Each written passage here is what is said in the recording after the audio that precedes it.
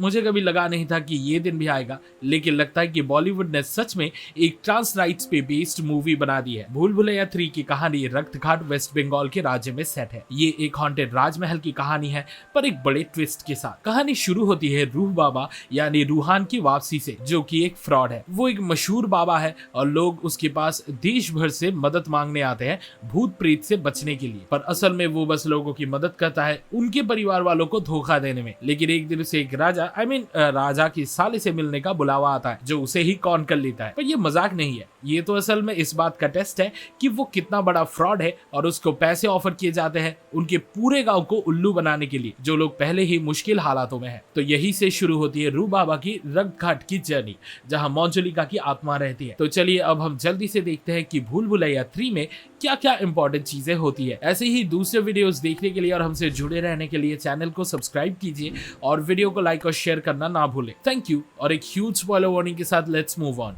मीरा जो राजा की बेटी है और उसके अंकल के साथ रूहान रक्त घाट जाता है, क्योंकि वो अपेरेंटली 200 साल पहले के रियासत के पसंदीदा राजकुमार देवेंद्र नाथ का पुनर्जन्म है। ऐसा कहा जाता है कि दुर्गाष्टमी की रात को रियासत के किसी एक रॉयल का पुनर्जन्म होगा और वो महल में वापस आएगा और मंजुलिका नाम के भूतनी का खात्मा करेगा। मंजुलिका वो भूत है जो इस महल में भटक रही है, क्योंकि 200 साल पहले उसे जिंदा जला दिया गया था और अब पूरी राजघराने के लोग गौशाला में रहते हैं। हाँ मतलब क्योंकि ये एक हॉरर कॉमेडी है ऑब्वियसली। मीरा रूहान से प्रॉमिस करती है कि अगर वो उनके परिवार को वापस उस महल में बसने में मदद करेगा और गांव को बचा लेगा तो वो उसको 1 करोड़ रुपए देगी। पहले तो लगता है कि मंजुलिका बस एक बनावटी कहानी है और कोई भूत वैसे है ही नहीं, लेकिन जैसे जैसे रूहान वहां रहता है चीजें बदलने लगती है। गांव के लोग रूहान पर पूरा भरोसा करते हैं और उम्मीद रखते हैं कि वो इस कहानी को सच कर देगा और रियासत को इस डरावनी आत्मा या डायन या भूत कुछ भी कह लो उससे छुटकारा दिलाएगा। दूसरी तरफ मीरा का प्लान है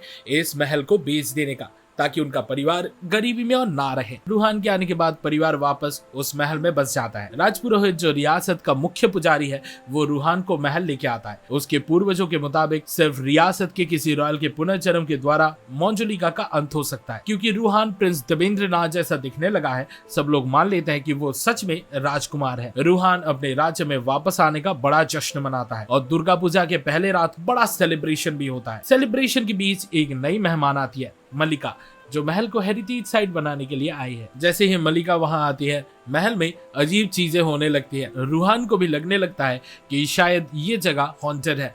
उसको बुरे सपने आने लगते हैं और वो अजीब आवाजें भी सुनता है, पर असल में वो बड़े और छोटे पंडित और पंडिताइन है जो वहां पिछले 2 साल से रहते आ रहे हैं और वो राज परिवार को डराने की कोशिश कर रहे हैं ताकि उन्हें वहां से निकाला ना जाए। यहाँ ये मेंशन करना जरूरी है कि ये तीनों भले ही रूहान के साथ भूल भुलैया 2 के स्पिरिचुअल सीक्वल में है, पर इनके रिस्पेक्टिव कैरेक्टर्स का आपस में कोई भी कनेक्शन नहीं। लेजेंड के मुताबिक मंजुलिका के कमरे का दरवाजा सिर्फ दुर्गा पूजा की 8वें रात को ही खोला जा सकता है। ये वो शुभ घड़ी है जब रूहान उसका अंत कर सकता है। लेकिन मीरा और रूहान को 3 पंडितों से पता चलता है कि वो दरवाजा तो पहले ही खुला था जब वो 2 साल पहले आए थे और वहां कोई भूत वूत कुछ भी नहीं था। तो रूहान का काम थोड़ा आसान लगता है और वो एक बड़े धार्मिक अनुष्ठान के साथ दरवाजा खोलता है। वो मल्लिका से रिक्वेस्ट करता है कि वो मंजुलिका बनने का नाटक करे इस इलाबोरेट प्रैंक को सफल बनाने के लिए। पर ये चीज थोड़ी ज्यादा ही रियल लगती है जब वो एक्चुअली मंजुलिका बन के बात कर रही होती है। हमें ये मानने पर मजबूर किया जाता है कि मल्लिका सच में मंजुलिका ही है। वो महल और उसके चीजों को लेकर अजीब तरीके से बिहेव भी करने लगती है। पर क्योंकि पहला दरवाजा खुल चुका है और सबको लगता है कि पैलेस अब भूतों से मुक्त है, तो रॉयल फैमिली अब महल बेचने का प्लान बनाता है। जब पैलेस की रेस्टोरेशन होती है, एक दीवार गिरती है और मल्लिका को एक सीक्रेट पैसेज मिलता है। ये पैसेज एक और दरवाजे तक ले जाता है जिसमें पवित्र धागे की और बंधीकरण प्रक्रिया के प्रोटेक्शन है। इसका मतलब पहला दरवाजा जहां मंजुलिका का असर माना जा रहा था वो असल में असली दरवाजा था ही नहीं, और ये वही जगह है जहां वो सच में कैद है। जब रूहान वो दरवाजा खोलता है, महल में एक और औरत आती है जिसका नाम मंदिरा है। वो खुद को एक और दूसरे राजघराने की बताती है और कहती है कि उसे इस महल को खरीदने में दिलचस्पी है। इस कहानी का असली भूल भुलैया ये है कि असल में मंजुलिका है कौन। कभी लगता है वो मल्लिका है और कभी लगता है वो मंदिरा है, पर असल में दोनों ही वो भूत नहीं है जिसको रूहान ढूंढ रहा है। असल में ये एक जेलसी की कहानी है और दोनों बहनें जो रियासत के ताज की ख्वाहिश रखती थी उन्हें कभी मौका नहीं दिया गया, क्योंकि देवेंद्र नाथ तब तक पैदा हो चुका था। हाँ, वो राजा का एक नौकरानी के साथ रिश्ते के कारण पैदा हुआ एक नाजायज लड़का था, लेकिन वो था तो एक मर्द ही, और सिर्फ इसी वजह से उसे ताज के लायक माना गया। दोनों बहनें अपने छोटे भाई को मारने का प्लान बनाती है क्योंकि वो उसके ताज पे हक को नहीं बर्दाश्त कर सकती थी। लेकिन जब वो रात आती है जब वो राजकुमार को मारने का प्लान बनाते हैं, उन्हें लगता है कि उसमें कुछ तो अलग है। पता चलता है कि देवेंद्र को ताज में कोई दिलचस्पी थी ही नहीं, उसे तो सिर्फ नाचना और गाना पसंद था और वो अपने आप को एक पुरुष की बॉडी में फंसा हुआ महसूस करता था। इसी वजह से जब सब लोग रात को सो जाते थे तो वो चुप कर डांस प्रैक्टिस करता था। उन दोनों बहनों ने जब ये देखा तो उन्होंने इसका फायदा उठाने का प्लान बनाया और उसको धोखा दिया।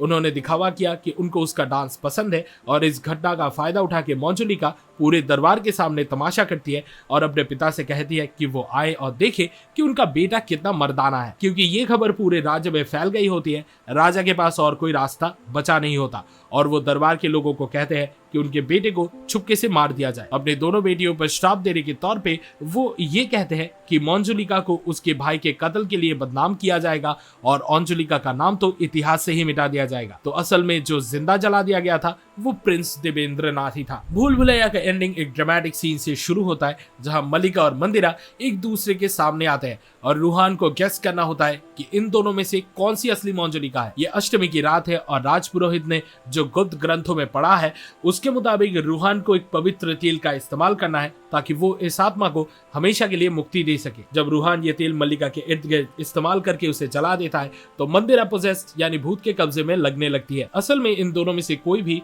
वो असली मंजुलिका नहीं है, ये दोनों तो बस उन पुरानी बहनों का पुनर्जन्म है और देवेंद्र ही वो आत्मा है जिसे मुक्ति देने की जरूरत है। रूहान इन दोनों औरतों को वो स्टेज दे देता है जहां वो देवेंद्र को दोबारा जला सकती है, लेकिन उसी वक्त उन्हें एहसास होता है कि उनका पुनर्जन्म देवेंद्र को जलाने के लिए नहीं बल्कि उससे माफी मांगने के लिए हुआ है। राजकुमार हमेशा से ही एक कैदी था, पहले अपने शरीर में और मरने के बाद उस दरवाजे के पीछे। उसने कभी किसी को नुकसान पहुंचाना नहीं चाहा, बस चाहता था तो सिर्फ अपने असली रूप में स्वीकृति मिलना। पर वो भी जब उसको नसीब नहीं हुआ तो गुस्से में आके वो मरने के बाद भी एक वेंचफुल आत्मा बन गया और जाके अपने बाप को ही मार दिया। फिल्म के अंत में दोनों बहनें देवेंद्र की आत्मा से माफी मांगती है उससे दगा करने के लिए। उसका ताज हड़पने का इरादा कभी भी नहीं था। उनकी ये माफी काम कर जाती है और राजपुरोहित भी समझ जाता है कि देवेंद्र को जलाने के बजाय उसे आजाद करना जरूरी था। परिवार को इस रियासत में सुख शांति वापस मिल जाती है। इसी वजह से आखिर में भूल भुलैया 3 एक ट्रांस राइट्स फिल्म बन जाती है क्योंकि ना सिर्फ उन बहनों को उनके भाई को स्वीकार ना करने के लिए सजा मिलती है बल्कि देवेंद्र को मुक्ति भी तब मिलती है जब उसको अपनाया जाता है, जो ये दिखाता है कि उसके दिल की बस एक ही चाह थी, प्यार और स्वीकृति। फिल्म के अंत में लगता है ये महल रियासत के परिवार के पास ही रहेगा क्योंकि जो कुछ भी उन्होंने देखा है उसके बाद उसे बेचना मुश्किल होगा। साथ ही साथ ये भी पता चलता है कि मंदिरा असल में कोई राजघराने की नहीं थी बल्कि वो एसीपी राठौड़ थी, एक काबिल पुलिस ऑफिसर जो फ्रॉडस्टर रू बाबा को पकड़ने के मिशन पर थी। दूसरी तरफ मल्लिका ने पैलेस को रिस्टोर करने का काम इस वजह से चुना क्योंकि उसको हमेशा से ही इस महल के सपने आते थे और उसे लगा कि ये काम उसको एक दिन अपने पुराने जमाने के घर तक ले ही जाएगा। Ending somehow inconsistent plot points को बैलेंस करने में कामयाब होती है और इस फ्रेंचाइजी का एक बिलो डिसेंट फिल्म डिलीवर करती है। फिल्म में सिंबलिज्म बस सरफेस लेवल तक ही रहते हैं पर कुछ मेटा जोक्स हमारे चेहरे पर हंसी ले आते हैं, जैसे शहजादा, जवान और कौवा बिरयानी का रेफरेंस या कांचन मलिक का वही लाइन दोबारा बोलना जो वो अपने डेब्यू से ही कहते आ रहे हैं। इस वीडियो को देखने के लिए शुक्रिया। भूल भुलैया 3 देखने का आपके एक्सपीरियंस के बारे में कमेंट सेक्शन में जरूर शेयर करें। सिनेमा सीरीज के वीकली डोज के लिए लाइक बटन दबाएं और हमारे चैनल को सब्सक्राइब करें। अगले वीडियो में मिलते हैं और फिलहाल के लिए signing off, goodbye and I will be back.